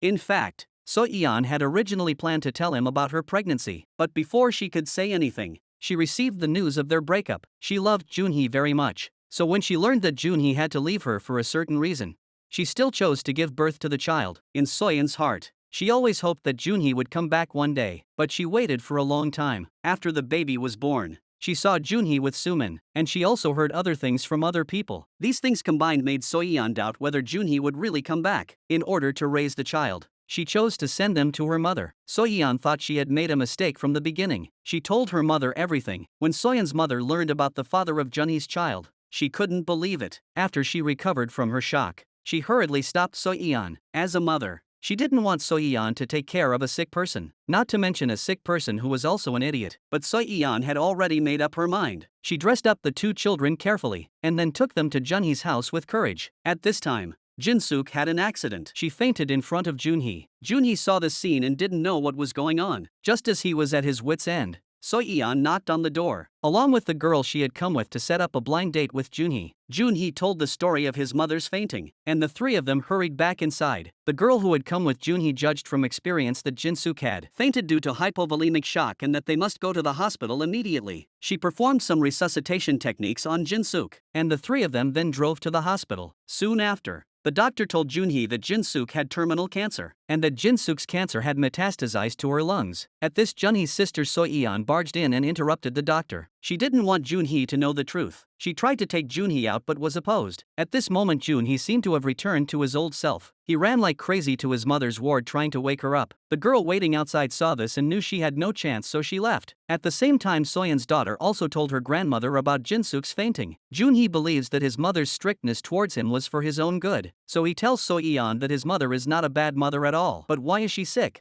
As he speaks, Joon-hee can't help but cry. Seeing this, Seo-yeon comforts Joon-hee. At this time, Soyeon's mother arrives. The old woman, who is already against the two of them, sees this and slaps Seo-yeon directly and tells her to go home. Joon-hee then takes the old woman to find his mother. As soon as she entered the hospital room, Joon-hee heard her mother say, the two returned home. Jin-suk called the matchmaking girl, but the girl just said a few words and hung up the phone. Combined with the previous scene in the hospital, Jin-suk thought that Seo-yeon had done something. She ordered Joon-hee to wait at home while she went to Soyeon's house alone. Jin-suk saw Seo-yeon and loudly questioned her why she was preventing Joon-hee from getting married. Seeing Joon-hee's mother say this, Seo-yeon didn't know how to respond. The bag that Kyung-soo had sold to pay off his debt was returned by the buyer due to quality issues. On his way back, he found a genetic identification and a memory card inside the bag. Since the bag was given to his mother by Joon-hee at the time, and then given to Kyung-soo's mother by Jin-suk, Kyung-soo immediately went to find Joon-hee. He asked Joon-hee what these were. Joon-hee replied that she didn't know. Kyung-soo then directly inserted the memory card into the computer. As before, there was a second layer of encryption inside, and Joon-hee said that neither of the two passwords was correct. When he was about to say the third one, Kyung-soo's phone rang and he went outside. Joon-hee sat down in front of the computer, perhaps remembering something. When he entered the correct password, Kyung-soo returned. He played the recording file inside. It turned out that the recording file inside was secretly recorded by Joon-hee in the bathhouse at the time. Was Rap Park talking about killing Soo-hyun? After listening to the recording,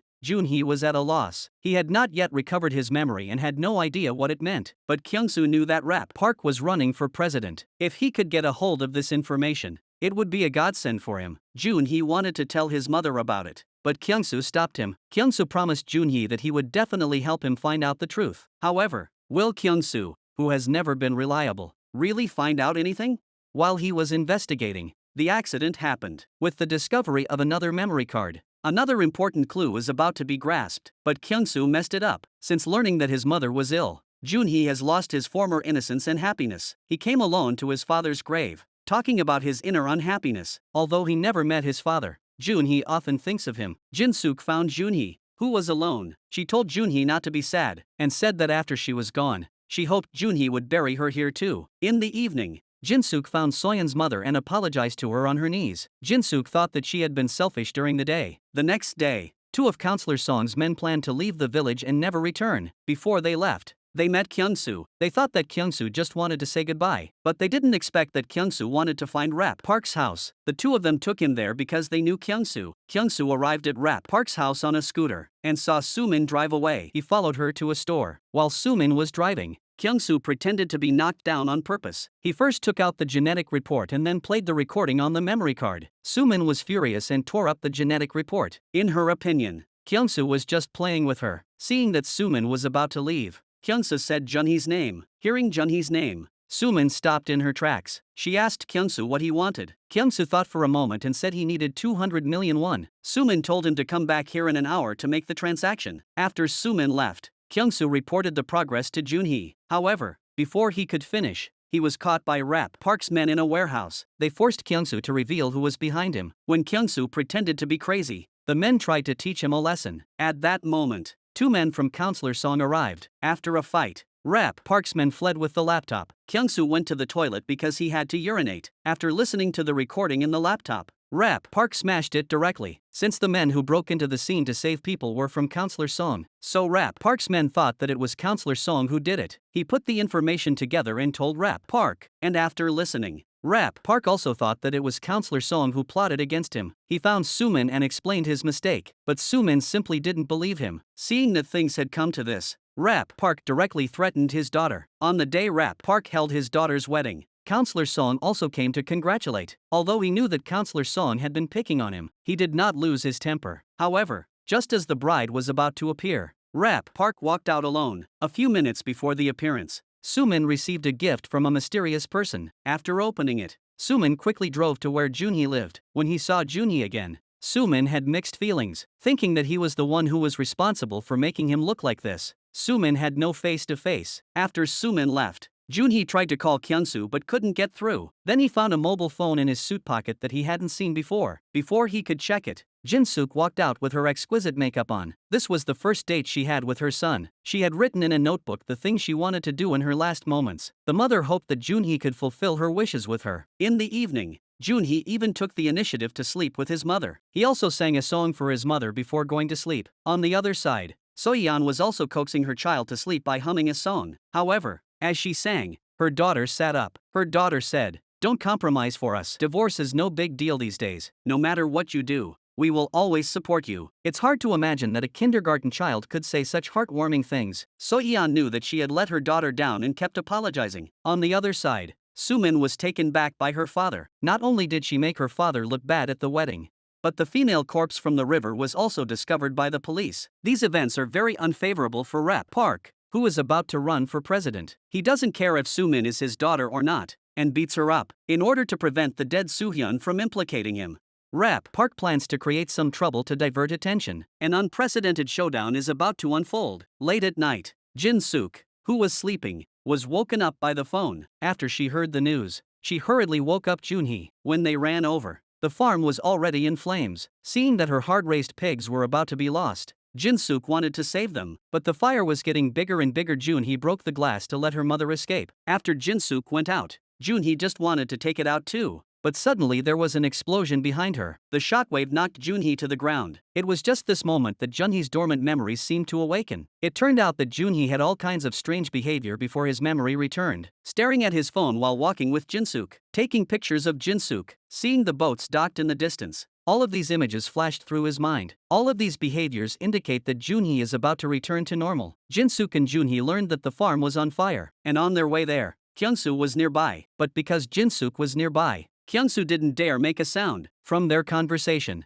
Kyung-soo learned about the fire. When Kyung-soo arrived at the farm was already in flames, and he found the suspected arsonists outside the door. Kyung-soo asked who they were. but they didn't answer and instead beat him up. Then Kyung-soo's parents arrived first and saw that Kyung-soo was injured and the farm was on fire. They quickly called the fire department. Afterwards, the other villagers also received the news and rushed here. So-yeon saw Junhee's mother walking out from the other side of the farm. She walked up to her and asked what happened. Jin-suk was about to answer when she suddenly remembered that Junhee was still inside. So-yeon heard that Junhee's life was still unknown and recklessly planned to rush in. However, at this moment, Kyung-soo finally came to his senses. He stopped So-yeon, drenched himself with the water hose, and then rushed in. Kyung-soo, who rushed in, was rescued by Junhee. The two fainted and were taken to the hospital. Although Kyung-soo often got into trouble, as parents, they were still extremely distressed to see their son like this. So-yeon and Jin-suk heard the commotion and came to see how he was doing. While they were talking, the police came over. They detected traces of gasoline near the farm, so they need to investigate further. Hearing the police's words, Kyung-soo planned to tell them what he saw of the suspect, but was stopped by Jin-suk. Jin-suk lied and said that she had accidentally spilled the oil. So-yeon overheard the conversation. So-yeon knew Kyung-soo well. She pulls Kyung-soo outside and asks him what really happened. Kyung-soo tells her about seeing the suspect. So-yeon immediately asks why Junhee's mother lied. Kyung-soo says she might have sensed something. Because of this, So-yeon feels that Kyung-soo must know something else, so she threatens Kyung-soo to tell her everything she knows. In the end,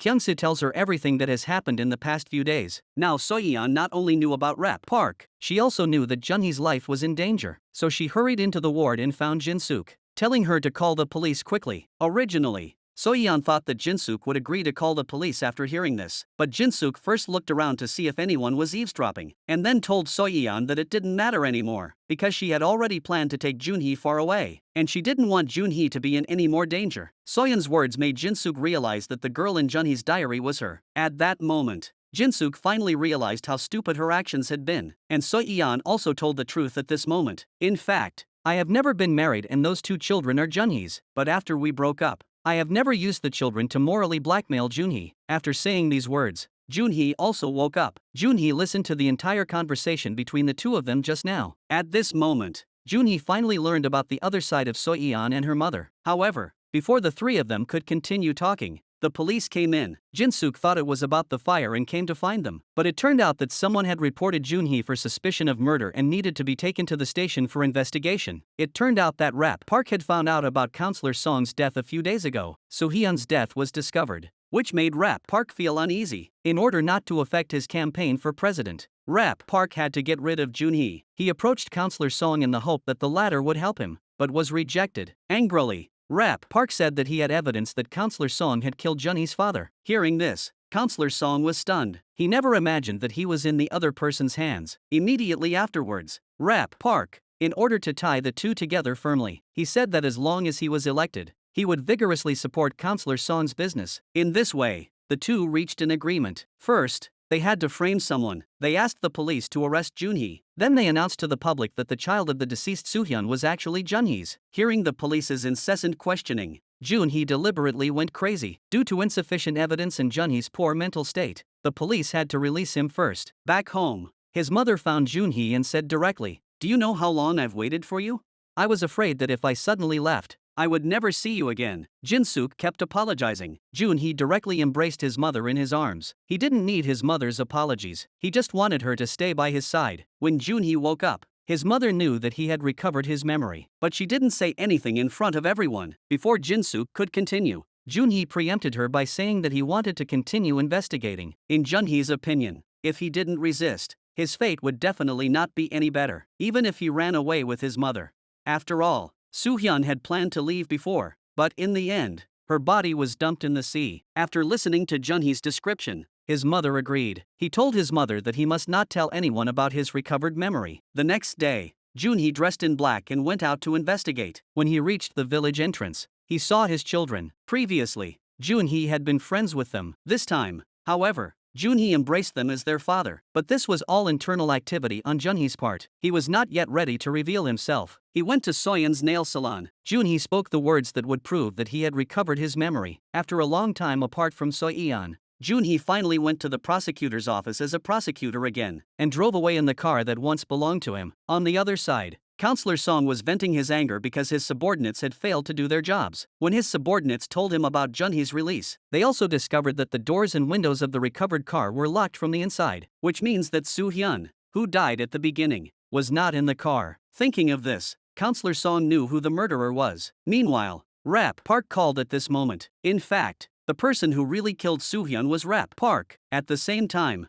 Soyeon's daughter lost memory on her phone and hoped Soyeon could solve it. When Soyeon was about to delete the video, she accidentally found the footage of Sumin arriving at the village. The phone screen showed Sumin inside the car, pouring an unknown substance into a bottle. All signs indicated that Sumin must have an unknown secret. In order to find out the truth, Soyeon ventured to Sumin's house. However, the people inside just said that Sumin was not there and wanted to send Soyeon away. After being rejected, Soyeon and Kyunsu talked about the scene when she first met Sumin. Before she could finish talking, the nanny from Sumin's house came out. Seeing this, Soyeon hurriedly ran up and used a sad scene to try to impress the other person. Judging from the reaction of the nanny, they analyzed that Sumin must not be in the hospital. If she is not in the hospital and not at home, then she must be in a familiar place that Rap Park has locked her up in. After thinking for a while, Soyeon suddenly remembered a scene from the past. At the time, when the two of them had a conflict, Soyeon had hurt Sumin. Sumin went to Rap Park and obtained a fake medical consultation record from the medical center. Thinking of this,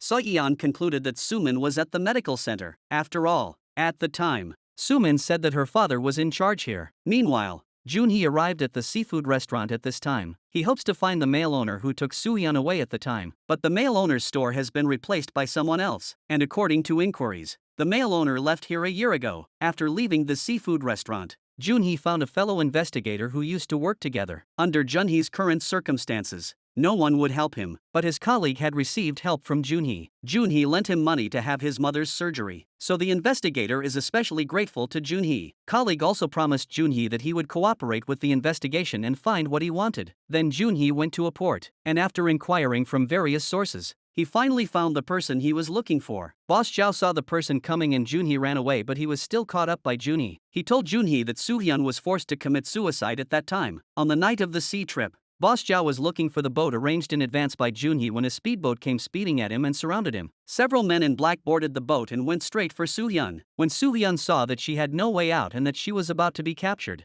she just jumped straight into the sea. After this happened, Boss Zhao tried to contact Junhee, but he couldn't get through. Later, he learned that Junhee had become an idiot. He realized that Junhee was involved in this matter and was even more afraid that the other party would know that he was still alive and kill him, so he hid here. Meanwhile, Kyungsu and Soyeon also entered the hospital where Sumin was being held. They took the elevator and planned to find Sumin's ward. However, another man also entered at this moment. Through the tattoo on his hand, Kyungsu discovered that this person was the one who kidnapped him before. In order not to arouse the other person's suspicion, Kyungsu pretended to take Soyeon to the doctor to get past him. After getting out of the elevator, the two followed the man and discovered Sumin's ward. Nowadays, Sumin is being guarded. If you want to get in, you have to find another way. Kyungsu takes Soyeon to the hospital laundry room, and, using his previous skills as a thief, Kyungsu manages to unlock the door. At the same time, the police arrive at Jinsuk's door and say that they urgently need to confront Junhee, but Junhee is nowhere to be found. Jinsuk has no choice but to refuse, saying that Junhee has suffered a brain injury. She thinks that she can get away with it again, but she never expected the police to just barge in. Once inside,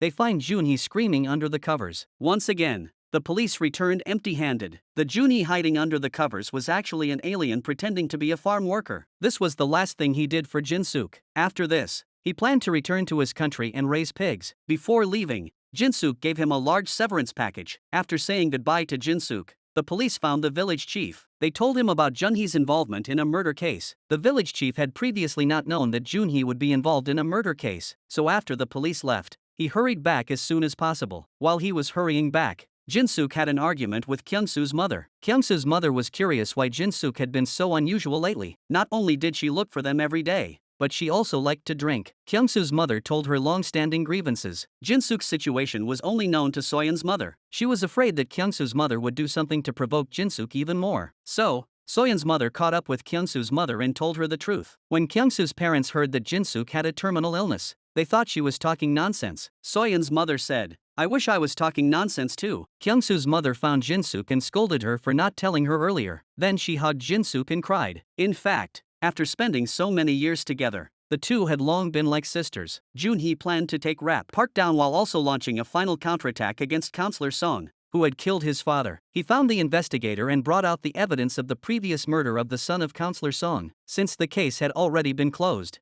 The investigator believed that Junhee's actions were meaningless, but Junhee didn't think so. He felt that since there was new evidence, it was not too late to reveal the truth. As long as there was evidence of the group that could bring down Counselor Song, he would not give up. Once, the investigator was not sure which side Junhee was on, until Junhee's mother came to him to protest. That was the day the detective first considered quitting his job, but Jinsook's appearance made him feel sorry for her. While Junhee was meeting with the detective, Counselor Song was also making a move. Since Rep Park was so eager to get rid of Junhee, it came as a surprise to Counselor Song. Once the child's body was found or Junhee regained her memory, no one could predict what would happen. Thinking about this, Counselor Song made up his mind. On the other side, Kyung-soo realized that waiting was not an option, so he told So-yeon that they had to act immediately. So-yeon was nervous because it was the first time she had done this, so Kyung-soo had to push her out. So-yeon pretended to be calm and went to the guard and said that the doctor had called her before, and that the patient's mental state was very unstable and needed to be re-examined. And with that, So-yeon successfully went in. She went to Sumin and said Junhee's name, and Sumin wanted to scream when she saw So-yeon again. Soeon quickly covered Sumin's mouth. After Sumin calmed down, she took out the video of Sumin drugging her at the time. After giving a lecture, So-yeon convinced Sumin. Sumin also didn't want to live in pain, so when Rap Park barged in to check, So-yeon pushed her out, saying that Sumin had fainted. Hearing Soyeon's movements, Kyung-soo hurried over to help. When they reached the front door, Junhee also arrived. The group quickly got into the car that had been prepared in advance. In the car, So-yeon was worried that the license plate would be remembered and they would be followed. Kyung-soo knew that So-yeon would be worried, so he had taken precautions in advance. Although they were temporarily safe, Rap Park's influence was huge and they had eyes and ears everywhere. There was nowhere for the group to go. Until then, they must not be discovered by anyone. Having said that, Kyung-soo knows a place, but it is a bit dangerous. Kyung-soo takes the others to the hotel of the debt-ridden boss. The boss smiles when he sees that Kyung-soo has come to him of his own accord. He doesn't know where Kyung-soo gets his courage. At this juncture, Junhee reveals his identity as a prosecutor. Learning of Junhee's identity, the others, who had been indifferent before, quickly offer their seats. Junhee had learned about what had happened between him and Kyung-soo before he came, so he used a few words to scare the boss. The boss was also afraid of going to jail, so he had to let the few people stay. As for the debt that Kyung-soo owed, he didn't plan to ask for it either. Junhee met with Sumin alone. Sumin asked Junhee if he had ever loved her. Junhee replied that he had always loved So-yeon. Junhee's words were heard by So-yeon,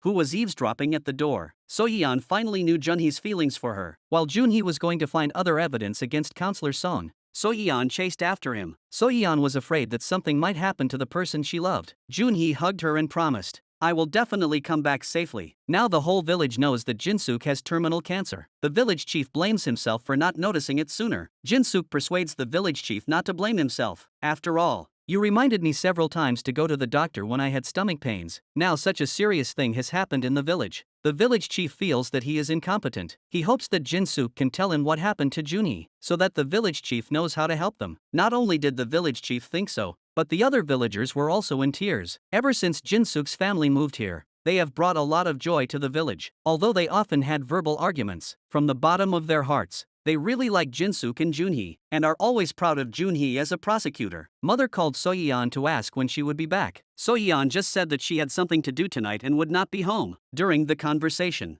Soyeon's stammering made her mother realize that something must have happened. She asked if it had something to do with Junhee. After thinking for a moment, So-yeon admitted it. After hearing Soyeon's answer, her mother decided to call the police. If the police knew about this, all the efforts Junhee had made would be for nothing. She hurriedly stopped her mother from calling the police. In fact, Soyeon's mother had long known that her daughter had always loved Junhee. When the farm caught fire, she saw Soyeon's face as she tried to rush in. At that moment, Soyeon's mother felt someone eavesdropping, but she didn't care. The person eavesdropping was actually Counselor Song's subordinate. They learned from Soyeon's mother that Junhee was hanging out with So-yeon and Kyung-soo, but before they could do anything, they noticed the car that had been following them. They needed to confirm the identity and purpose of these people, so they drove them to a winery. When these people got off the car, two men appeared in front of them with an excavator. At this time, they also saw the faces of these people. It turned out that these people were sent by Counselor Song. Counselor Song intended to have the two of them deal with Junhee and then deal with them, because they knew too much about Counselor Song. This move by Counselor Song caused the two to turn against him. For a boss who wants to kill himself,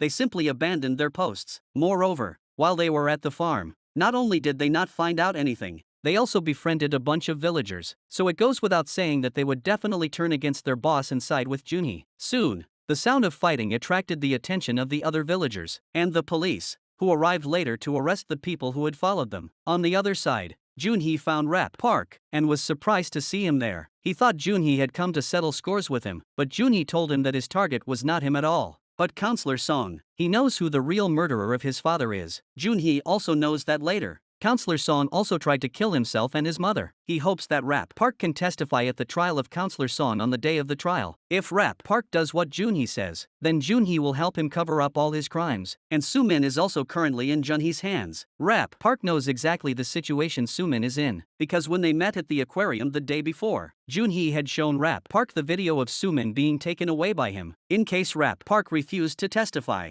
Junhee had made a double plan. If Rap Park refused to testify, then he would make Sumin testify as a witness. Now he gave Rap Park two choices: either join forces with him against Counselor Song and run for president as planned, or go to hell with Counselor Song. After parting with Rap Park, Junhee went to the building where Counselor Song's company was located. Rap Park finally chose Junhee. He told Junhee that Counselor Song was in collusion with the prosecution and the top brass of the court, and that it would be very difficult to bring him down. If Junhee failed to bring down Counselor Song, not only would he be in danger, but everyone else would also be in deep trouble. Before Junhee met with Counselor Song, the secretary that Counselor Song intended to get rid of found him first. The two walked to the rooftop. The secretary knelt down and asked Counselor Song why he was doing this to him. Counselor Song did not answer, but told him that he should not have come to him. Right now, Counselor Song is about to go on a business trip abroad. He was still worried whether his secretary was dead, but at this moment, Counselor Song finally felt at ease, because he could watch his secretary die with his own eyes. Counselor Song thought he had everything under control, but unexpectedly, the secretary took out his phone and recorded the conversation between the two of them. Counselor Song was furious when he saw this. Just as he was about to kill the secretary, Junhee arrived in time. He arrested Counselor Song for the attempted murder. It turned out that it was all planned by the secretary and Junhee. The night before, the secretary went to Junhee first, and Junhee told him that with their current abilities, they could not bring down Counselor Song. They had to find another way, and that way was to arrest him on suspicion of committing a crime in flagrante delicto. As long as they took Counselor Song to court, the rest would be easy. Junhee attended the press conference and announced that he would soon be bringing Counselor Song to trial in court. His mother and the other villagers also learned of this through the television. It was only at this moment that they learned that Junhee had recovered his memory. Jinsuk proposed that the entire village go to Seoul together to attend the trial. On the day of the trial, Junhee appeared in front of everyone in the prosecutor's uniform. The lawsuit that his father was unable to finish would be completed by Junhee today. Junhee first played the audio file recorded by the secretary at the time. Then he asked the secretary why Counselor Song wanted to silence him. The secretary said that he knew too much, which is why Counselor Song did this. He not only killed his previous Counselor Song's secretary, but also had them killed. As the secretary mentioned the deaths of previous secretaries,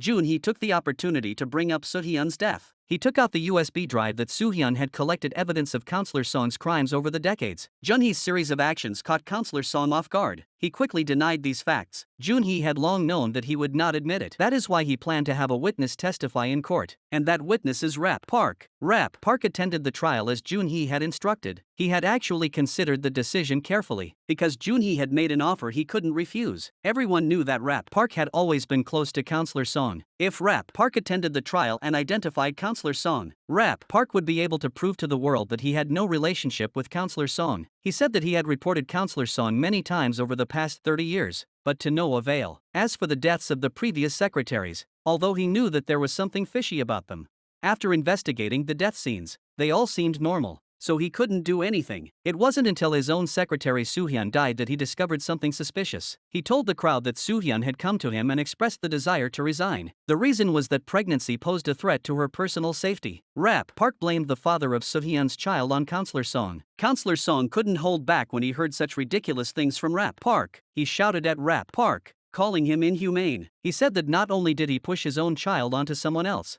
he even made his own daughter kill Junhee. Just as Counselor Song was scolding Rap Park, Jinsuk suddenly had a seizure. She knew that if something happened to her at this time, it would definitely affect Junhee's state of mind, so she implored Junhee's father to bless her so that she could hold on. Jinsuk endured the pain and continued. Then Sumin stepped forward and admitted to having drugged Junhee with the sleeping pills. As Counselor Song had said, Sumin took the witness stand as the second witness. She told everyone that the reason she did it was because someone had tricked her into believing that Junhee was conspiring with another woman. That person was none other than her own father. Rap Park. After Suman finished speaking, Rap Park said that it was all his fault. Ever since I ran for president, I have been receiving threats from Counselor Song. After I refused, he threatened to use Suman to kill Junhee. Rap Park once again distorted the facts and threw them at Counselor Song. Junhee asked Rap Park why Counselor Song wanted to kill me. Rap Park said it was because Counselor Song had killed Junhee's father. Suman couldn't stand the sight of her father's face. She had clearly seen the genetic report, so she knew that Sohyun's child was the father's. Perhaps Rap Park had anticipated this situation before coming here. He produced the certificate of Suman's mental illness and ignored Suman's pleas. Suman was completely disappointed in her father at this moment. She stood up and revealed another fact about Junhee's father's death. That year, it was that Rap Park cooperated with Counselor Song to bribe the police to cover up the evidence of suicide at the crime scene. Now that everyone was saying different things,